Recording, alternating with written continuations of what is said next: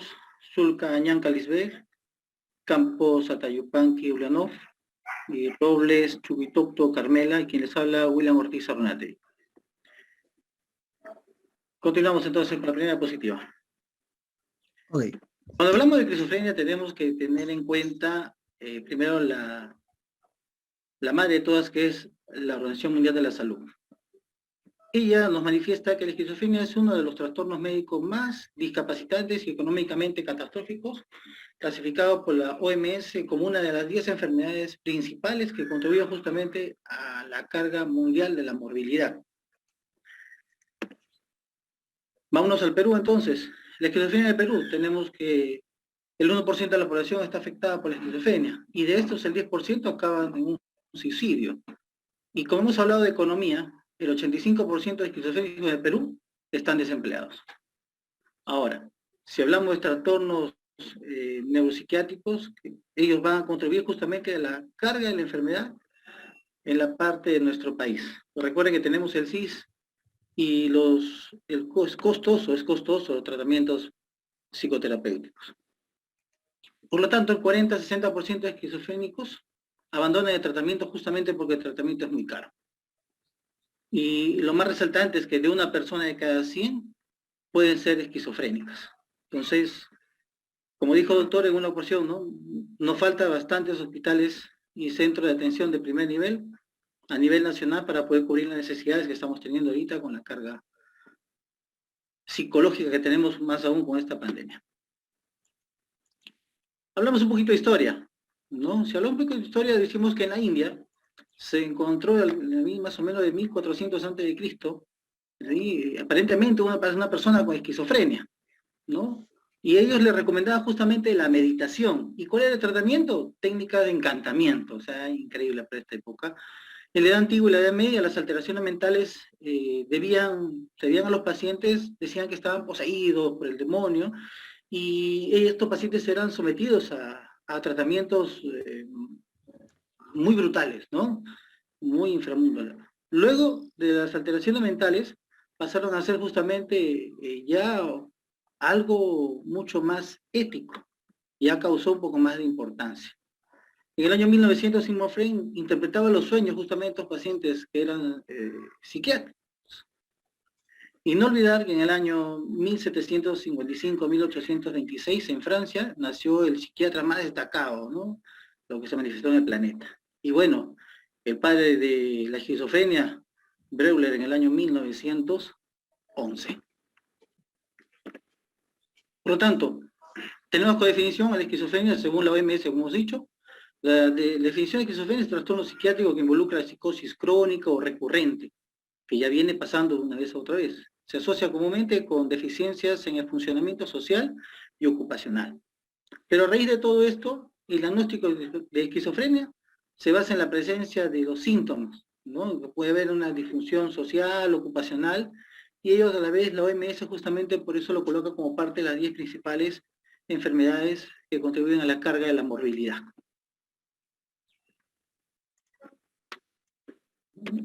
Se trabó mi diapositiva.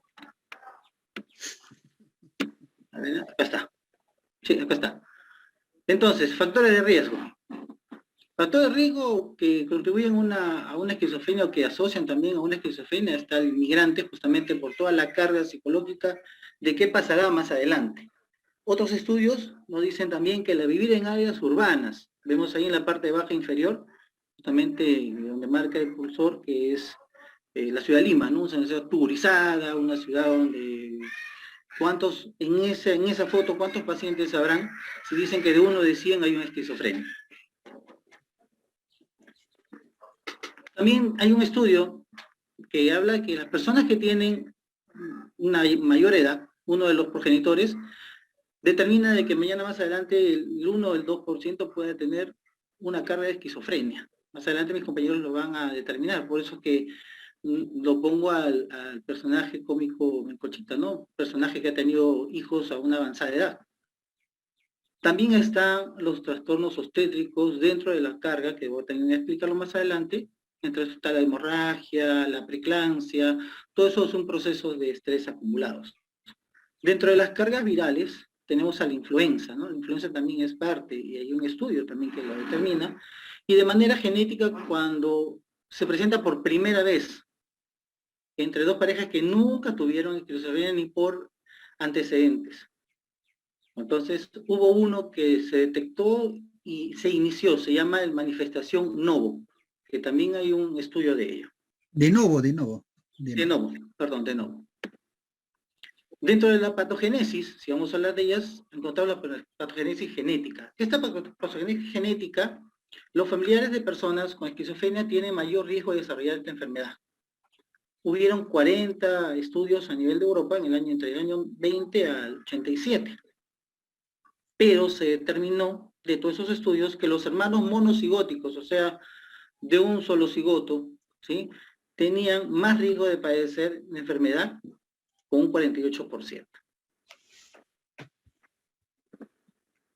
La patogénesis ambiental, como lo dije anteriormente, están los factores obstétricos y lo vamos a unir con los factores virales, ¿no? En este caso la influenza, que se puede ocurrir durante el segundo trimestre de embarazo. Han encontrado algunos antecedentes de pacientes mujeres que han tenido rubiola en el segundo trimestre de embarazo y que ese hijo ha tenido o ha sido propenso con factores que más adelante van a sumar a que pueda tener esquizofrenia, ¿no? De entre ellos está la preeclampsia, como dije, el retardo de crecimiento porque hay hipoxia, también más adelante lo voy a decir, y el riesgo de cesárea, justamente por esta preeclampsia y también por una hemorragia, que es la principal causa de muerte en el Perú.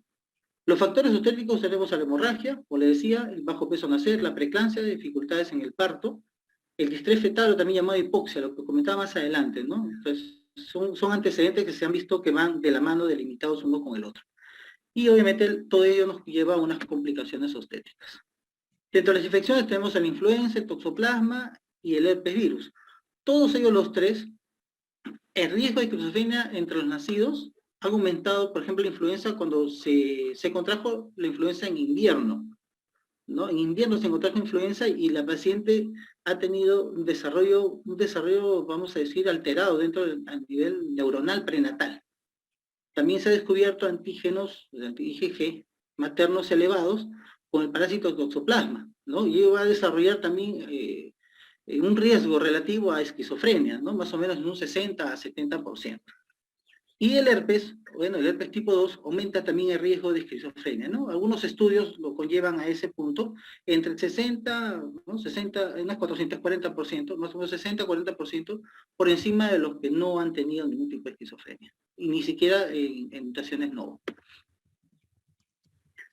En inflamación, lo más resaltante es el sistema inmunológico. Cuando responde a esta agresión del sistema, lanza las citocinas. Y entre todas las citocinas proinflamatorias, también se ha visto relacionados con esquizofrenia. Las citocinas también pueden alterar la barrera hematoencefálica, ¿no? Y producir alguna alteración focalmente a nivel del sistema nervioso central. No se emocionen. El tabaquismo y el cannabis también son parte de este proceso, ¿no? Hay estudios donde dicen que ya habían pacientes que utilizaban el cannabis justamente como parte medicinal, por eso que está un gotero ahí con el cannabis, ¿no? Pero esto no está determinado. Sabemos que en Estados Unidos ya está legalizado, ¿no? Pero aquí no tenemos un estudio adecuado. Pero dentro de todos los estudios que han tenido, la epidemiología determina de que el consumo de cannabis es un factor de riesgo muy desarrollado para psicosis. Y es por eso que en algunos países no está completamente legalizado, porque no hay un tratamiento indicado. En cambio, acá en Perú ya está más o menos legalizado con ello, ¿no? El uso del tabaco, el tabaquismo más que todo, afecta durante todo el embarazo. Sabemos que no solamente conlleva a riesgos maternos fetales, sino también a desarrollar esquizofrenia. Entonces, este hallazgo también, hay perturbaciones por la acetilcolina nicotina durante el desarrollo de la lactosa fetal, que justamente le hemos hablado anteriormente, que no solamente disminuye el tamaño fetal, disminuye a nivel de desarrollo neuronal, sino también el proceso de esquizofrenia. Dentro de los neurotransmisores tenemos al glutamato, que también es el principal neurotransmisor, ¿no? Sabemos que es un excitador a nivel del sistema nervioso central, pero también se ha comprobado que la liberación excesiva de glutamato relaciona a la muerte de las neuronas. Y esto hace de que no haya una relación directamente a nivel del sistema neurológico, ¿no? Algunas de estas patologías con las que se ha relacionado la toxicidad con el glutamato, habla de la epilepsia, de Parkinson, el Alzheimer y la enfermedad de Huntington. Otro neurotransmisor es la dopamina, ¿no? La dopamina también es un neurotransmisor del sistema nervioso central. Estos a su vez sabemos que son mensajeros, ¿no? Permiten y transportan la información. Pero ello deterioro hace justamente que las dopaminas, ¿no? Alteren, al ser alteradas también pueden tener cierto, vamos a ponerlo, niveles alterados para que pueda producirse también, para la redundancia, la alteración de la serotonina y viceversa. La acetilcolina, que es otro neurotransmisor, la ACH, es un neurotransmisor que funciona en los sistemas nerviosos, tanto centrales como periféricos, y obviamente justamente este grupo de coenzimas hace justamente de que la ausencia permita la alteración a nivel del sistema nervioso central para que se produzca la enfermedad de la esquizofrenia, ¿no? Todo esto son estudios que están avalados del 20 al 50%, como dije anteriormente. Ok, le paso a mi compañero. Muy bien, adelante. Doctor, buenas noches. Buenas noches. Bien, voy a hacer las manifestaciones clínicas de la esquizofrenia, que es un trastorno psiquiátrico.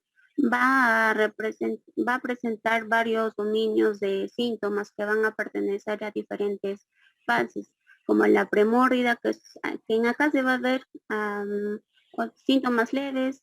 En la prodrómica, que ya va a ver los primeros esbozos de la sintomatología. Y en la parte psicótica, la fase aguda, vamos a ver los síntomas positivos y los síntomas negativos. En estas manifestaciones clínicas también vamos a ver el deterioro cognitivo, síntomas de ansiedad y estado de ánimo. Siguiente, por favor.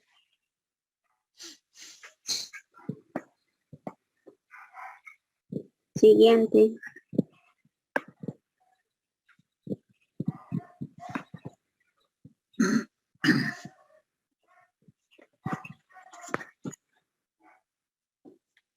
Siguiente diapositiva, amigo. Estoy moviendo, amiga, pero no me permite. Ya, bien. Ya, mira, Williams, hazle clic encima de la pantalla y luego mueves el... Gracias, doctor. Ya, vamos a empezar a describir los síntomas positivos. En este grupo de síntomas incluye los síntomas de la distorsión, de la realidad, de alucinación y delirios, así como pensamientos y comportamientos desorganizados. Primero desarrollaremos las alucinaciones, que se define como la percepción de un proceso sensorial en ausencia de una fuente externa, y pueden ser alucinaciones auditivas, visuales, somáticas y olfativas o gustativas, perdón. En las alucinaciones auditivas, es la forma más común de alucinación, con una prevalencia de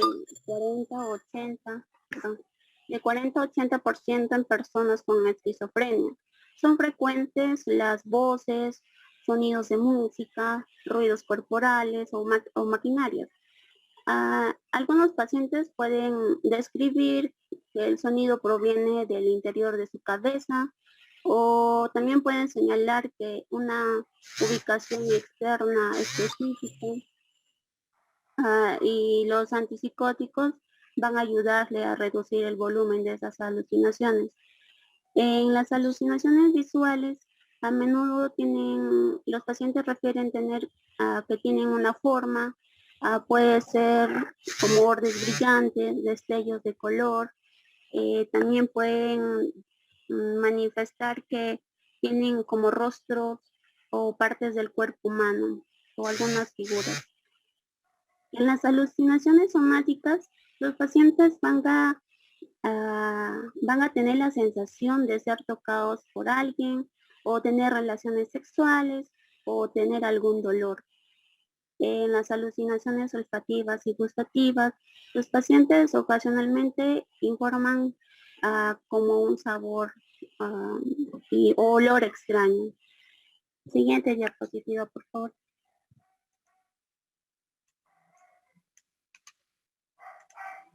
Bien, en esta parte de delirios vamos a definir se define como una creencia falsa fija, o sea, es decir, que es resistente al cambio. Están presentes casi en el 80% de los pacientes con esquizofrenia y a menudo tienen explicaciones delirantes para sus alucinaciones. Estas se van a clasificar, delirios. Se van a clasificar como delirios extraños, son claramente inverosímiles, no tienen la posibilidad de ser ciertas, tienden a describir de manera inusual, por ejemplo, que los extraterrestres han clonado un cuerpo perfecto para aquel paciente. Los delirios, también vamos a tener los no extraños, aquel que si bien es cierto que es comprensible y tiene la posibilidad de serlo, los delirios a menudo se pueden clasificar como ideas de referencia, de grandiosas, paranoicas, nihilistas y erotomaníacos. Una consulta, ahí creo, en delirios grandiosos, ¿cómo es eso? Sí, le voy a explicar, doctor. O es de grandeza creo que es, ¿no? Sí, de grandeza, perdón.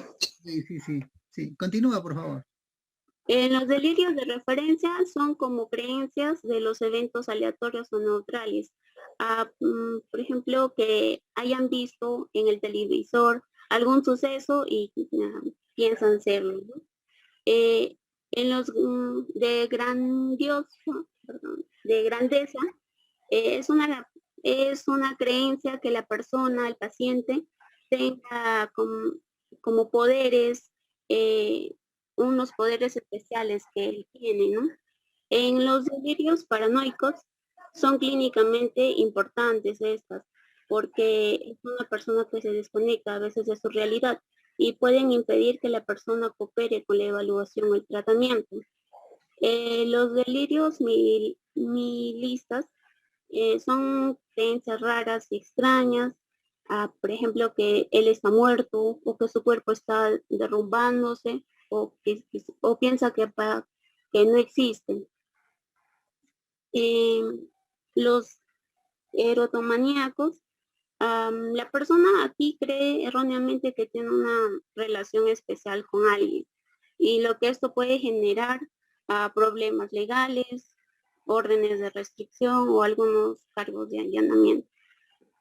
En la desorganización, acá suele mostrar tanto en el comportamiento y en el pensamiento. En el comportamiento podemos ver que en el comportamiento se puede ver que puede ser de una manera descarrilada, o neologismo, o tener una ensalada de palabras, como dice acá, o ser su habla de forma tangencial o circunstancial.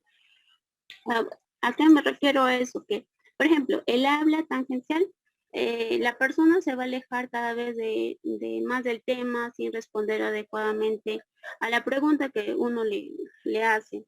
Y en el habla circunstancial, la persona eventualmente va a responder una pregunta, pero no de una manera, marcadamente indirecta, ¿no? En el descarrilamiento, la persona va a cambiar repentinamente el tema sin ninguna lógica o transición de lo que se pregunta. En el neologismo, va a haber una creación de palabras nuevas y en la ensalada de palabras, las palabras se van a juntar sin ningún significado. Siguiente, por favor. En los síntomas negativos, se conceptualizan como una ausencia o disminución de los procesos normales, pueden ser primarios o secundarios. Aquí vamos a tener una clasificación. En los síntomas negativos primarios vamos a ver una expresión disminuida, o sea, esos son los grupos, una expresión disminuida y abolición, apatía.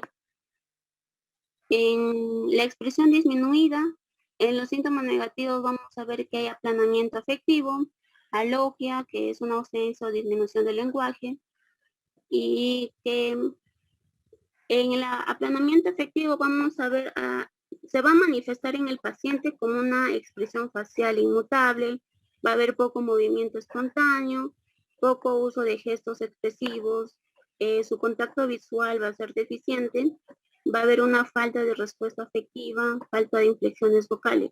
Y en alogia va a haber una pobreza en el habla, va a haber un bloqueo de sus pensamientos, va a haber mayor latencia de respuesta.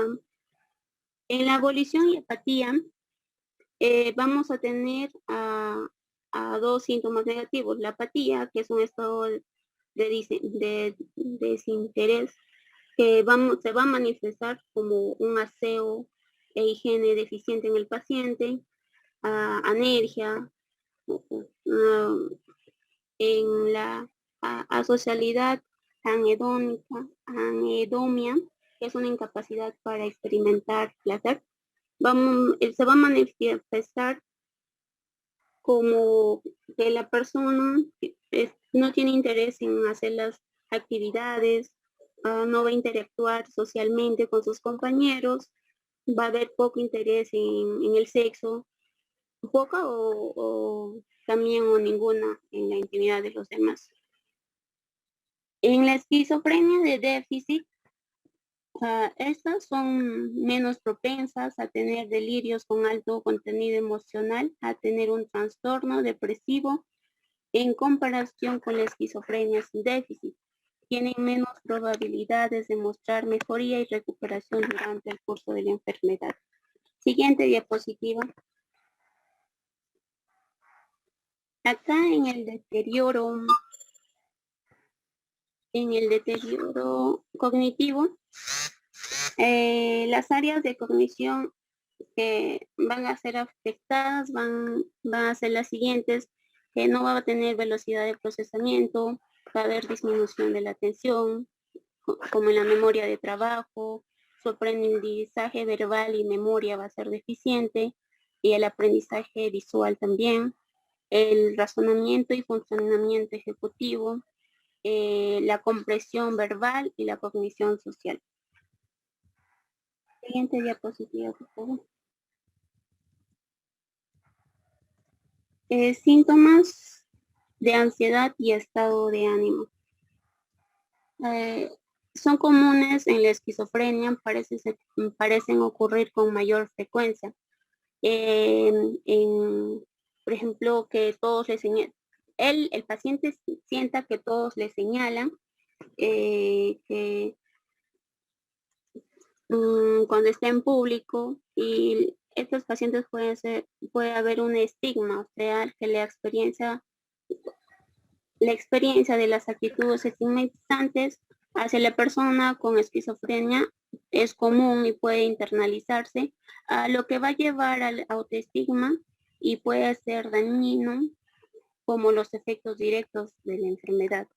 El paciente puede necesitar ayuda para hacer frente a las discapacidades de la esquizofrenia, las pérdidas asociadas y el estigma asociado al diagnóstico de esta enfermedad. Siguiente, por favor. Las manifestaciones físicas asociadas. Acá van a incluir alteraciones neurológicas, la catatonia, alteraciones metabólicas. En el trastorno,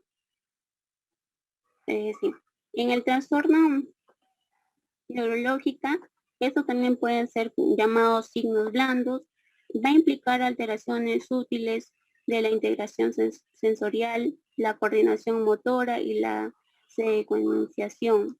Por ejemplo, la confusión de derecha a izquierda o viceversa, la agrafesia, que es la incapacidad para reconocer letras o números trazados en la piel, generalmente en la palma de la mano, También puede,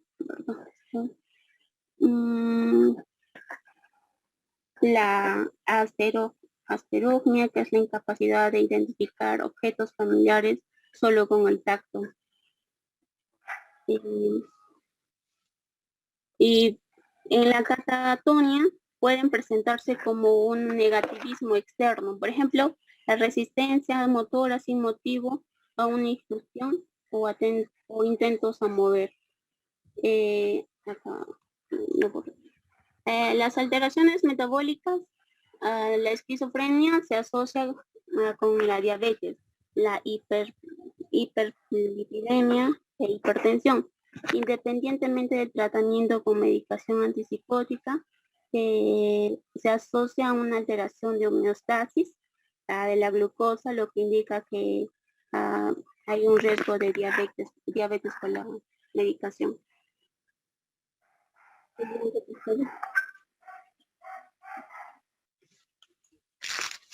Muy bien.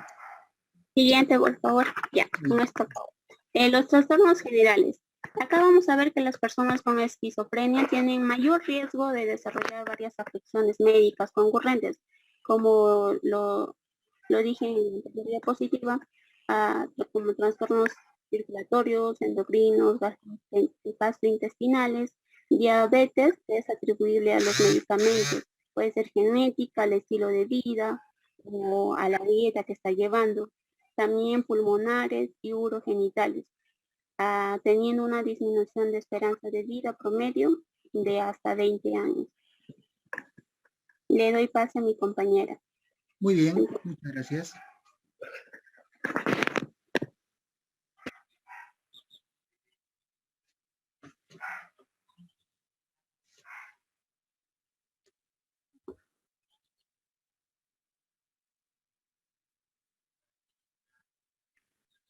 Doctor, el compañero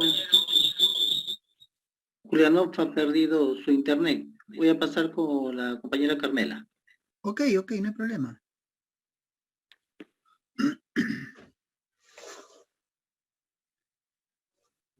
Carmelita, ¿estás ahí?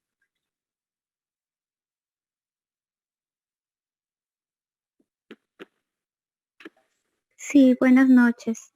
Buenas noches, Carmela. Buenas noches, doctor. Buenas noches, compañeros. No sé si comienzo desde aquí o solamente mi parte, no sé qué me dice. No, tu parte ahorita, déjame salir un ratito para llegar a tu espacio, ¿ya? Muchas gracias. Un ratito. A ver, acá estás. Aquí, ¿correcto? La siguiente, porque esa es la introducción que ya se ha mencionado. Evaluación, ¿correcto? Sí, muchísimas gracias. Muchas gracias. Continuando con la exposición, la esquizofrenia ya mencionó nuestros compañeros, realmente es una enfermedad que va a generar demasiadas molestias laborales, impidiendo también que el paciente pueda desenvolverse de una manera normal, ¿no? Ahora vamos a ver la evaluación. La evaluación del paciente se basa en la entrevista del diagnóstico complementaria con la información colateral. ¿Qué quiere decir? Que no hay directamente para diagnosticar o hay una forma que nos va a llevar a dar con esta enfermedad. Para eso necesitamos más que nada, para hacer el diagnóstico, el profesional va a necesitar de la ayuda de los familiares o de los cuidadores que están a cargo del paciente. Suelen ser una buena fuente de información. ¿Por qué una buena fuente de información? Porque el familiar está día a día, está viendo las reacciones y el comportamiento del paciente, igual que los cuidadores. Por eso que para poder hacer una buena evaluación, el profesional necesita tener una información unida, no solamente su experiencia como profesional, sino también de unirse con los familiares y colaboradores para sacar mayor información y así al concluir con un buen diagnóstico. También nos dice que esta información sobre la presentación clínica de un paciente fuera del consultorio, cómo se va a relacionar, cómo va a actuar ante un hecho, ante un comportamiento o una situación. Entonces, toda esa información nos va a facilitar los familiares del paciente. La siguiente, por favor. ¿Cómo puedo mandar el mensaje? ¿Cómo puedo mandar el enlace? Vemos aquí Que no puede ingresar. también es importante no solamente tener la información de los cuidadores o de los familiares, también necesitamos o necesita el profesional trabajar con el paciente. Pero también hay cosas como, por ejemplo, a veces el paciente no quiere colaborar, ¿no? Trabajar con pacientes que no cooperan, ya sea por carencia o por otras razones, puede ser un desafío para el profesional. Los comportamientos de una persona pueden proporcionar información útil sobre sus experiencias. Entonces, esta información es muy importante también, ¿no? La experiencia, conversar en el diálogo que tiene el profesional con el paciente, le va a facilitar mayor información y de mayor utilidad para poder sacar también este diagnóstico o esta evaluación. La siguiente, por favor.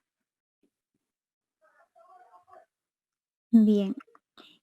Aquí vemos de repente en las figuras que hemos colocado la forma como el paciente al final o al día a día que pasa o que sufre este mal tiene diferentes perturbaciones, ¿no? Hasta el punto de deprimirse y aislarse muchas veces, ¿no? Bien, la gravedad de los síntomas debe ser evaluarse en cada dominio afectado por la enfermedad, es decir, la psicosis, trastornos del pensamiento, cómo es su forma de pensar, qué es lo que está en su cabeza de este paciente, trastornos del pensamiento, síntomas negativos, deterioro cognitivo o estado de ánimo y ansiedad, ¿no? Muchas veces, como les decía, el paciente llega a deprimirse. Ahora, la evaluación de una persona con esquizofrenia debe ser incluir evaluaciones de salud, incluidas como por ejemplo su colesterol, su glucosa en sangre, el peso y también el índice de masa corporal. Estos datos son muy importantes también para que se tenga que hacer una evaluación adecuada. El siguiente, por favor.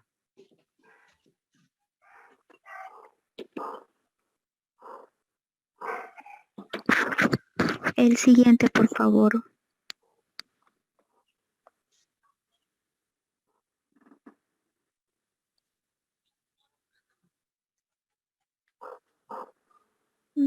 Willy. Muchas gracias. Después de hacer esa evaluación, vamos a ver un diagnóstico. El diagnóstico de la esquizofrenia requiere la presencia de síntomas característicos del trastorno en sí. Tenemos, por ejemplo, dos o más de los síntomas característicos. Puede ser un mes. También tenemos aquí uno de las características, podría ser delirios. Cuando se dice que el delirio, por ejemplo, ¿no? Un señor o una señora está en un lugar X, un edificio que no es su país, de repente se fue a otro país y ve un edificio que es de repente una catedral. Y él estando ahí empieza a sentir que no es, para él no es esa catedral, sino va y se remonta y diciendo que ese es un albergue donde él estaba cuando era niño, ¿no? Y empieza ahí a delirar y para él es su realidad, mientras que el entorno puede decir, no, este es esta catedral, estamos en Madrid. En cambio, este paciente dice, no, este es el albergue que yo estuve cuando era niño, ¿no? Y lo vive tanto que empieza realmente a sentirse también de repente si le damos la contra rechazado, ¿no? Bien, también vemos aquí las alucinaciones. Ellos tienden a ver a ver ciertas cosas, ciertas personas, entonces alucinan. En su mente se distorsiona muchas veces.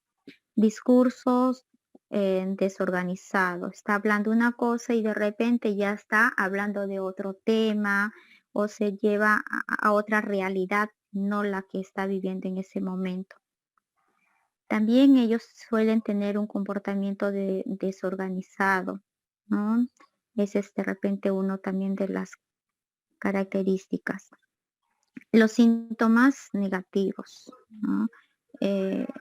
Me va a ir mal, yo no puedo, no lo voy a hacer, todo me sale mal, en fin, ¿no? Todo lo negativo, o no me quieren, no me aman, nadie se preocupa por mí, ¿no?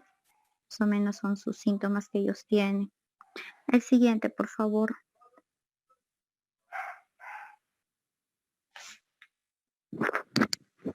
El siguiente, por favor.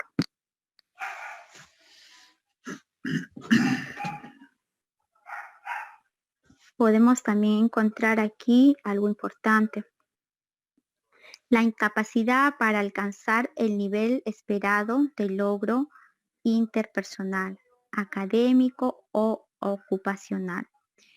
Por eso es que al inicio mis compañeros también mencionaban que lamentablemente la esquizofrenia va a generar una incapacidad a la persona que tiene esta enfermedad, ¿no? Hasta el punto de no poderse desenvolver correctamente, ya sea en su ocupación como profesional o en su ocupación académica o en las obligaciones que tenga también con él mismo, ¿no? Por ejemplo, ordenar su habitación, hacer los deberes personales, asearse, etcétera, ¿no? Entonces llega hasta ese punto de incapacidad. También vemos otro que durante estos periodos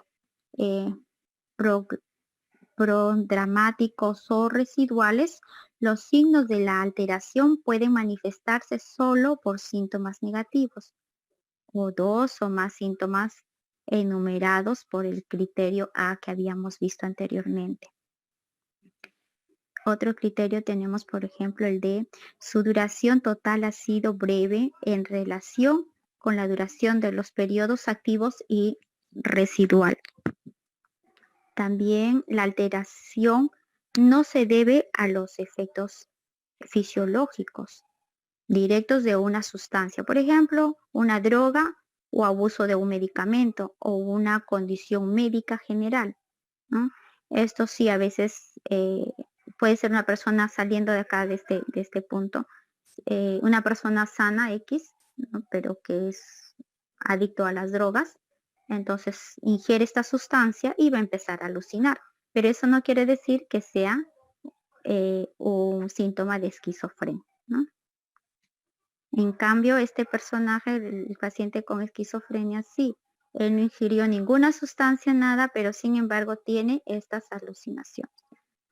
Si el paciente tiene antecedentes de trastornos autistas o otros trastornos generalizados del desarrollo, el diagnóstico adicional de esquizofrenia se realiza solo si también hay delirios o alucinaciones prominentes durante por lo menos un mes o menos si se trata con éxito.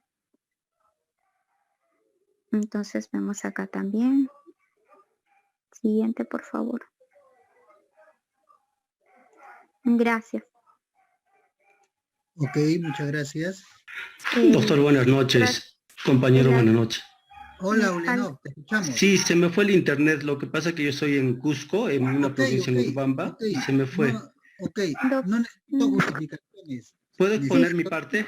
Sí, disculpe. A ver, Carmelita. Disculpe, doctor. Sí, doctor. Mil disculpas, más bien. Decía gracias a mi compañero por pasar la diapositiva. Ah, ya.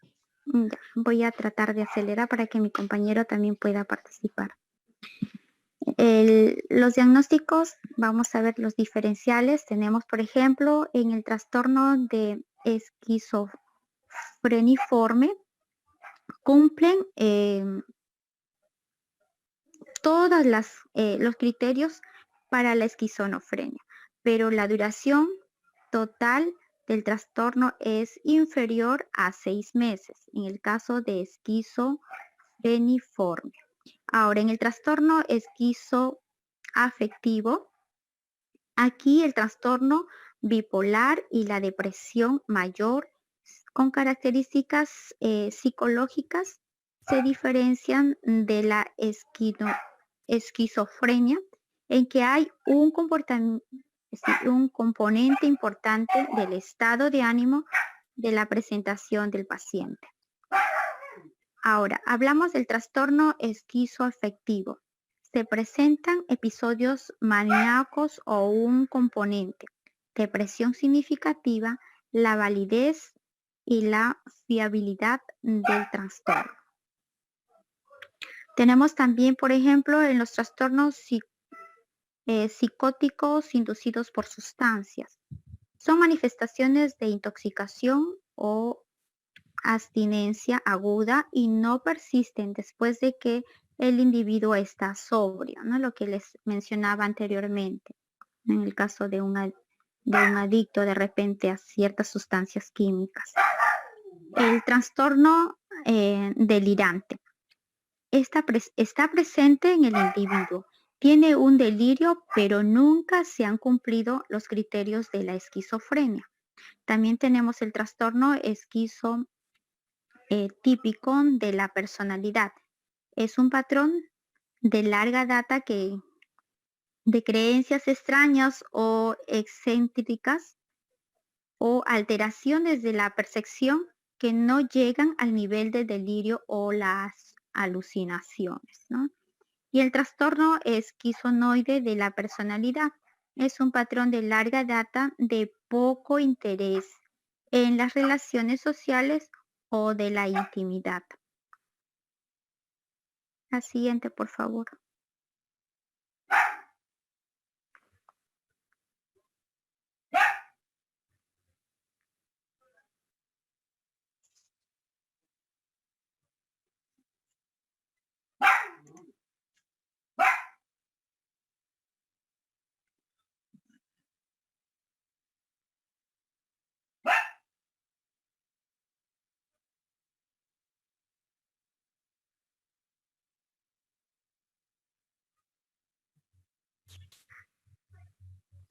Carmelita, ya lo pasé. Ya, gracias. Lo que pasa es que tuve un problemita acá con... Muchas gracias, ya lo solucioné. Gracias. Vemos que los diagnósticos de trastorno esquizofrénico o esquizofrenia, trastorno esquizoafectivo, trastorno de personalidad, trastorno de esquizotípica o trastorno de personalidad esquizoide, se describen colectivamente como trastornos del espectro de la esquizofrenia. A pesar del gran número de investigadores, creen que la esquizofrenia es probablemente un síndrome de distintas entidades patológicas. El concepto trastorno del espectro y de la esquizofrenia es útil para la investigación epidemiológica. El siguiente, por favor.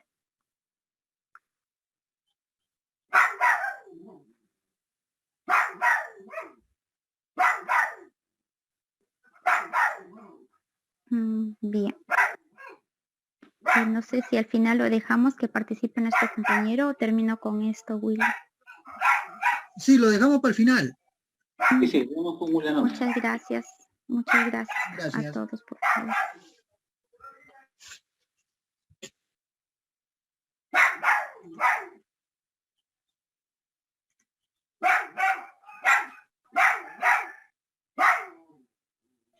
Disculpen, doctor, buenas noches, compañeros, buenas noches. Buenas noches. Se me fue el internet, por eso es que no he podido extender en su... Continuando con la exposición, voy a hablar sobre cómo se produce la esquizofrenia, ¿no? La esquizofrenia puede tener lo que es delirios, que vendrían a ser una realidad alterada. También podría ser alucinaciones, que vendrían a ser presencia de haber visto algo, escuchado, tocado, y que no lo tenemos presente o no está ahí para el paciente, ¿no?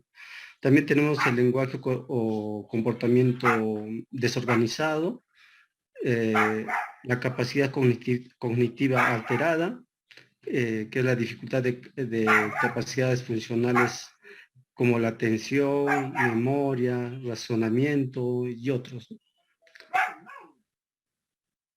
También puede escuchar voces o ver cosas que no están allí. Pueden pensar que otras personas están leyendo sus mentes, controlando sus pensamientos o intentando hacerles daño.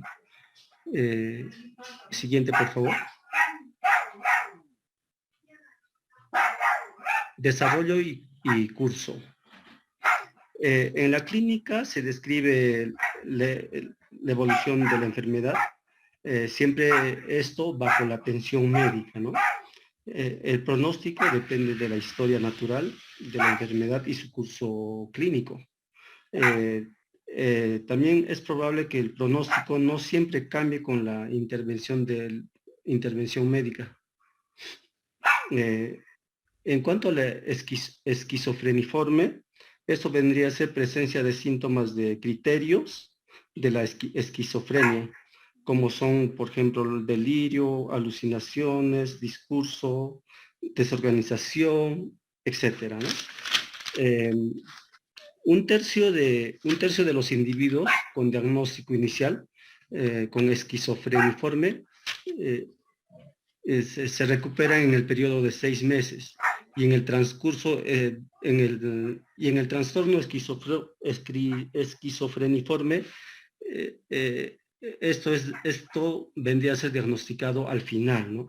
Y los 2 tercios restantes recibirían posteriormente un diagnóstico de esquizofrenia.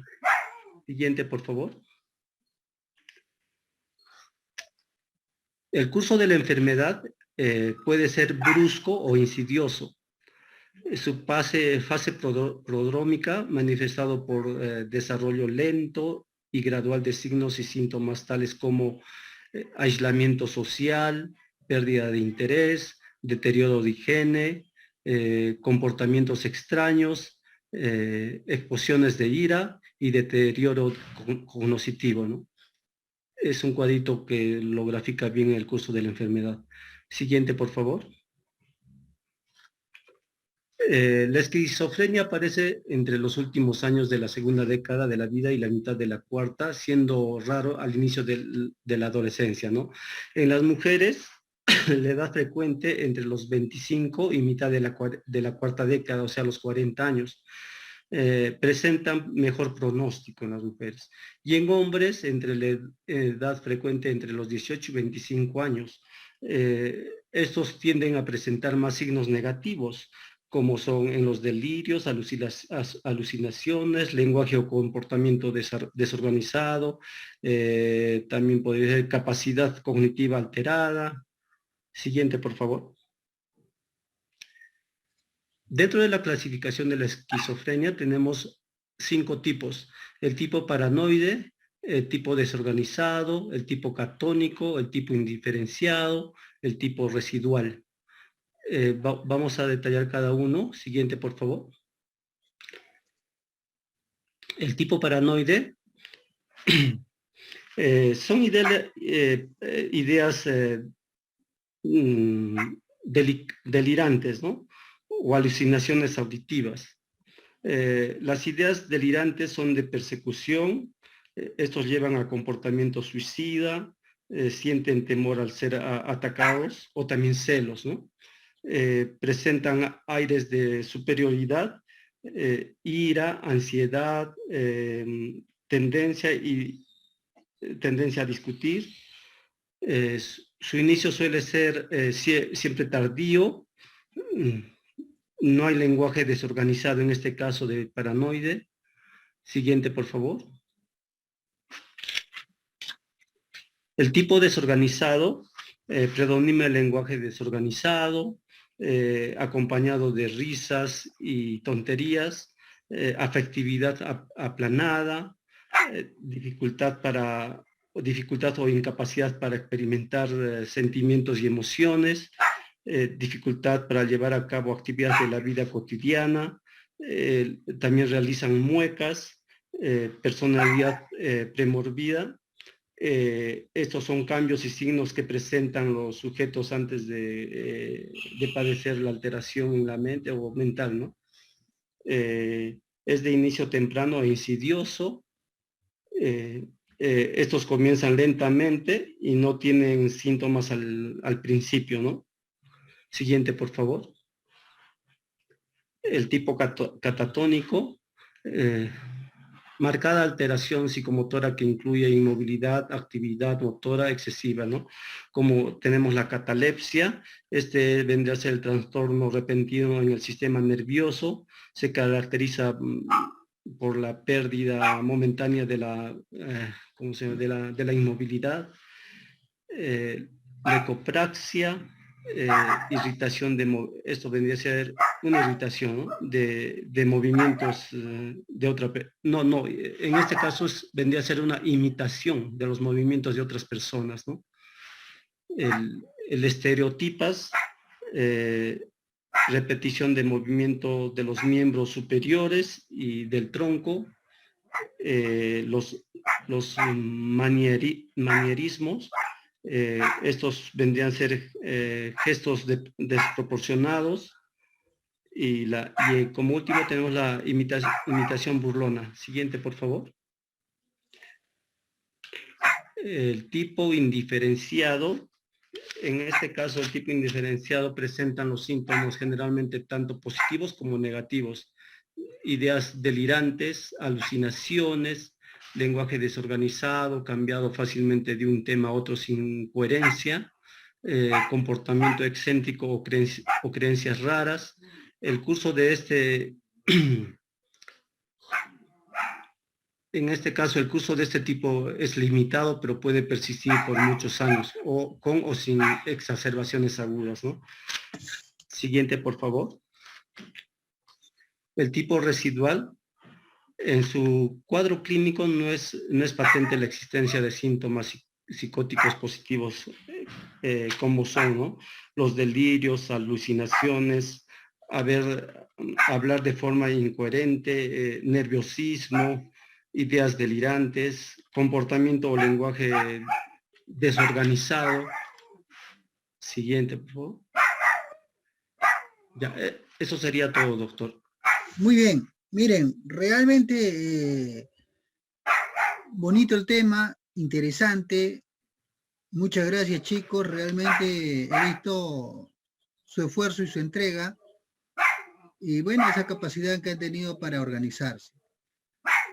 Y a raíz de esto de la esquizofrenia, les voy a comentar algo que tal vez ustedes se van a quedar pensando.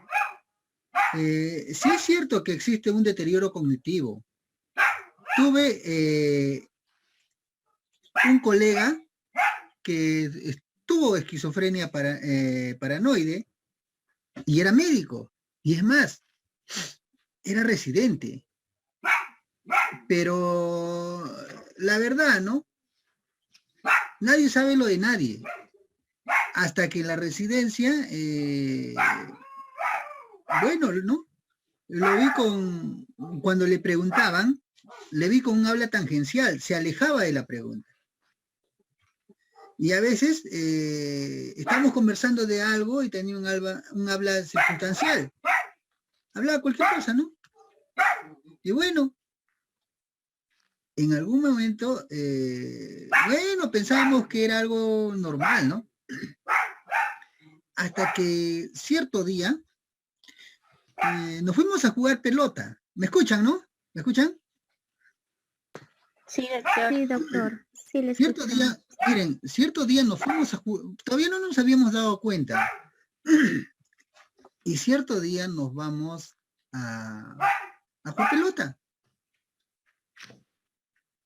Y bueno, ¿no? Él, y jugábamos de noche. Me acuerdo, era un sábado en la noche.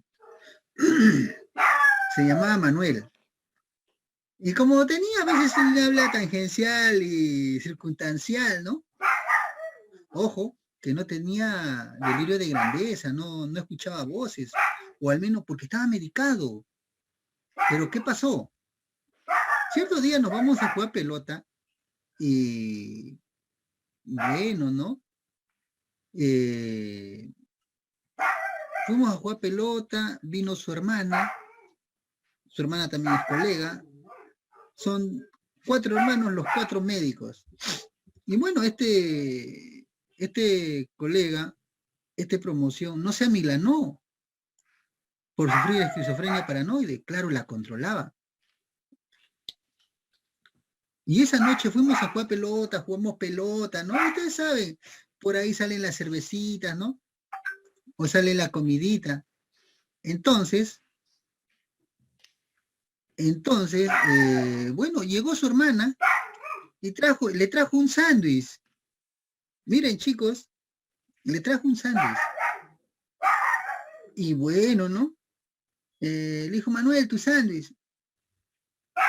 Con su crema, con todo, pues, así como un sándwich que venden, bueno, en los carritos.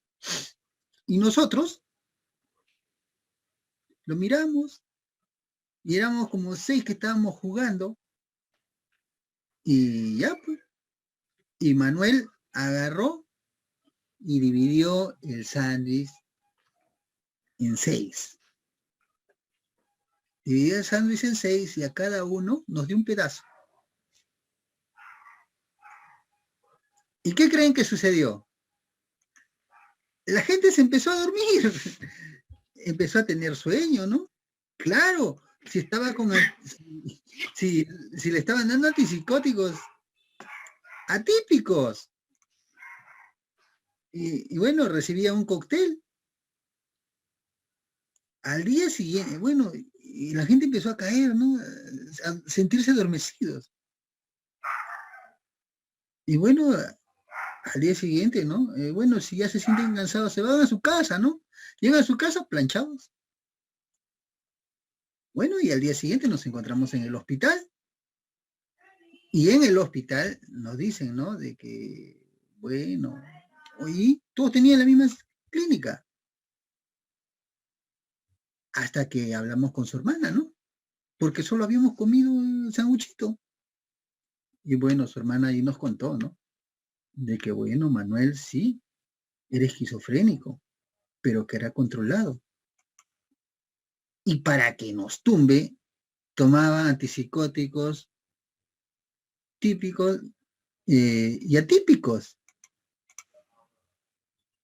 Y bueno, para que te tumbe a 6 residentes, ¿qué tomaba?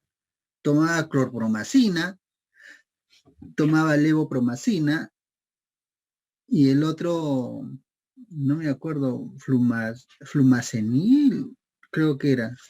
Entonces, pero sí me acuerdo de la clorpromacina y la levopromacina. Y miren, y es cirujano, y opera. Pero bueno, ya nosotros lo fuimos conociendo después de ese incidente.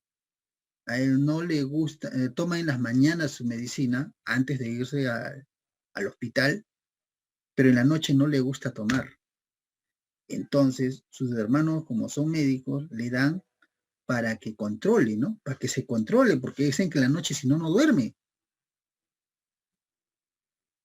Y bueno, ¿no? Alguna vez lo vi con negativismo extremo, ¿no? Y a raíz de él, me interesé y tuve que estudiar, ¿no? Ese tema, porque a veces cuando lo ves así de cerca, ¿no? Nos dimos cuenta que a veces deliraba, que cuando no tomaba sus medicinas, tenía alucinaciones, escuchaba voces. Bueno, pero eso sí, ojo, tenía delirio de grandeza. Lo que Carmelita creo que había puesto delirio grandioso, delirio de grandeza, se sentía superior. Él se sentía superior, pero sabía, se sentía superior. En las mañanas tomaba su cóctel. ¿Para qué? Para no tener síntomas. Pero algunas veces le duraba hasta 6, 7 de la noche. A veces en la residencia te quedas hasta tarde.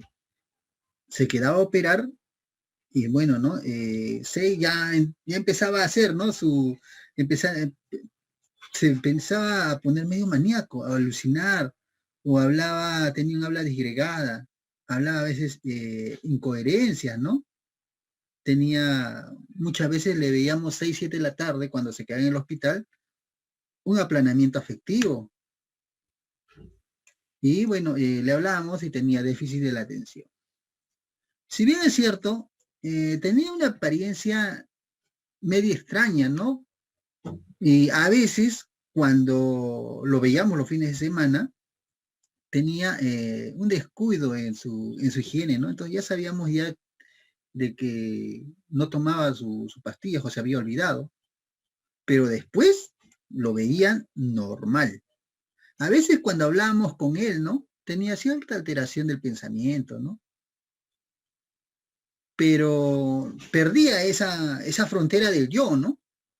Bueno, y tenía ideas de referencia, tenía a veces una identidad media cósmica, pero bien, tenía algunas veces ideas extrañas, pero era como cirujano, era lo máximo, operaba bien.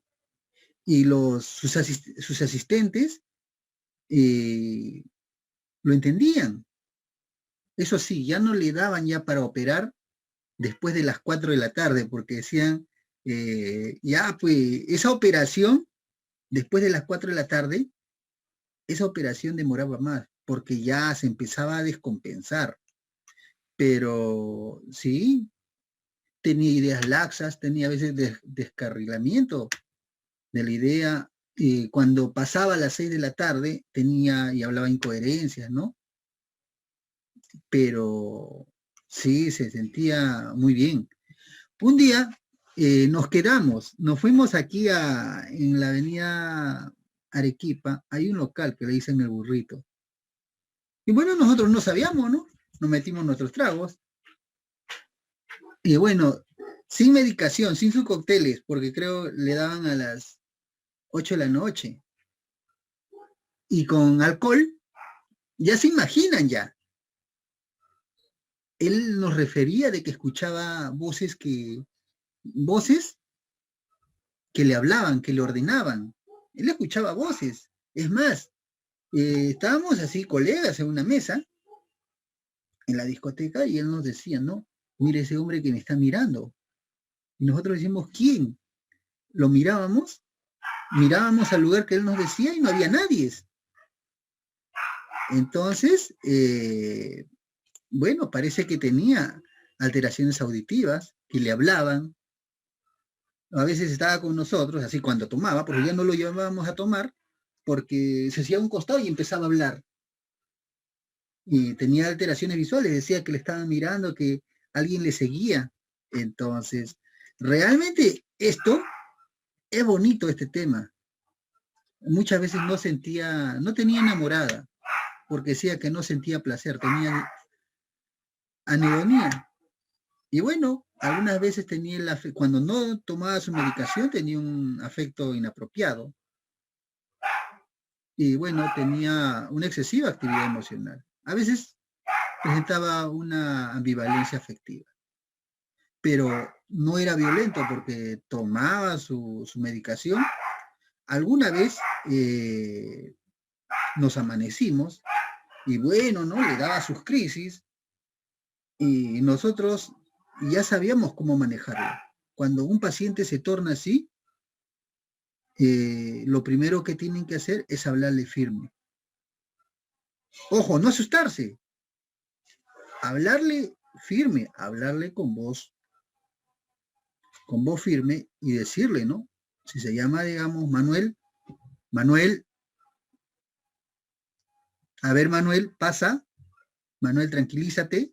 Entonces, el paciente esquizofrénico es como que escucha una voz, ¿no? Y él siente que es una voz divina. Entonces hace caso. O está empezando a hacer sus crisis o a quererse poner agresivo. Lo único que tienen que hacer es hablarle fuerte, ¿no? Y claro, darle su medicación, ¿no? En un principio, hablarle fuerte, se va a tranquilizar, les va a escuchar, y bueno, ¿no? Ya le indican ya su medicación. Dentro de lo que es la medicación tenemos los antipsicóticos típicos, tenemos, ¿no? Lo que tienen cadenas alifáticas, los que tienen cadenas piperídicas y los que tienen una cadena piperacínica. Dentro de los de cadena alifática tenemos a la clorpromacina que tomaba Manuel, tenemos a la levopromacina y a la promacina. Los tres, los más usados en esquizofrenia paranoide. Dentro de la piperídica tenemos a la pericianida, tenemos a la pipotiacina y tenemos a la tiodiacina. La tiodiacina es la más usada. Y dentro de la piperacina, de ese grupo, solo conozco a la flutenacida, que es también comúnmente usado. Y bueno, eso de referencia porque son los más usados. Y bueno, este cuadro realmente es interesante, pero si bien es cierto, si el paciente no lleva alguna medicación y una medicación adecuada, entonces el paciente se va a perder, va a tener pérdida de la higiene, va a ser totalmente desorganizado, se va a alterar con facilidad, va a tener un aplanamiento de las emociones, va a tener catatonia. Algo que me quedó un poco en duda. Carmencita, había una diapositiva, Carmelita, una diapositiva que habías puesto y habías hablado de la catatonía. Y habías dicho que la catatonía era el negativismo extremo. Un poco me estaba preocupando eso, porque si bien es cierto, la catatonía es un síndrome conductual que se caracteriza por cierta o discreta incapacidad para moverse normalmente, ¿no? Está catatónico, ¿no? Entonces, empieza a moverse, pero muy lentamente. Y es característico en los esquizofrénicos, ¿por qué? Porque tienen una alteración motora. Y por supuesto, en ese intervalo que están con catatonía, tienen alteración de conciencia, del afecto, y muchas veces un pensamiento medio nubloso. Eso, no. A ver, Carmelita, me pusiste en una diapositiva. Ahí más abajo, más. A ver, más.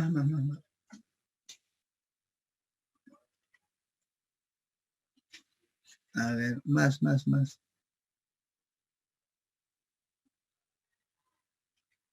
O más arriba. O si no fue Carmelita, alguien fue. A ver. Más arriba. Más.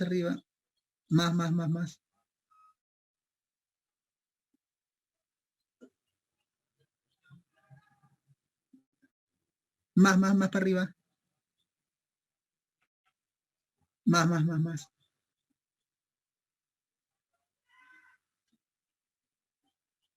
Más arriba. Ahí, catatonía. La siguiente. La 21, por favor, la 21.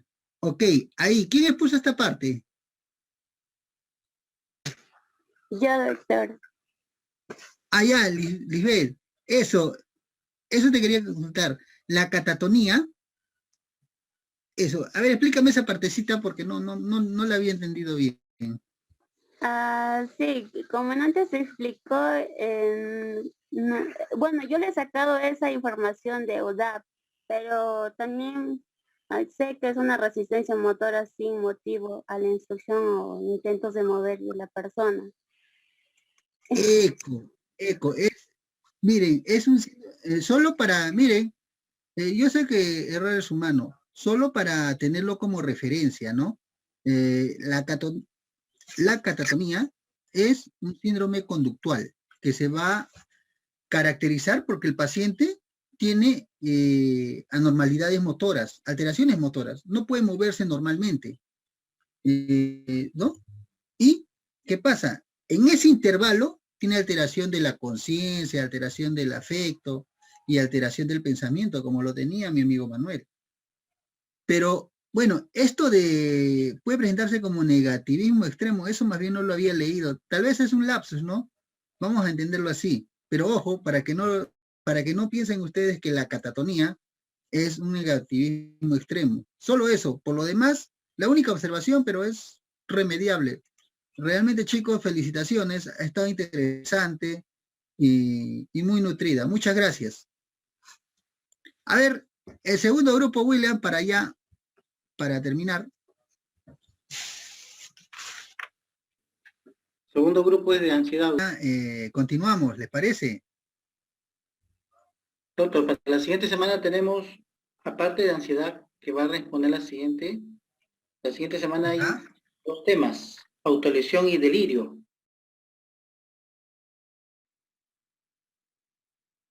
¿Me copió? Hacemos los tres, normal. Ah, ya, ok. Como dijo dos, pues le enfato. Sí, sino que como tiene problemas con la conexión, para la próxima semana lo dejamos y avanzamos 6 en punto y nos vamos hasta terminar pues los 3 temas, no hay problema. ¿Les parece, chicos? Listo. Sí, bueno, muy buenas noches, muchas gracias con todos ustedes. A ver, Junior. Ok. Entonces, chicos, ahí quedamos. Nos vemos la próxima semana. Dios mediante. Muchas gracias a todos ustedes. Nos vemos. Hasta luego, doctor.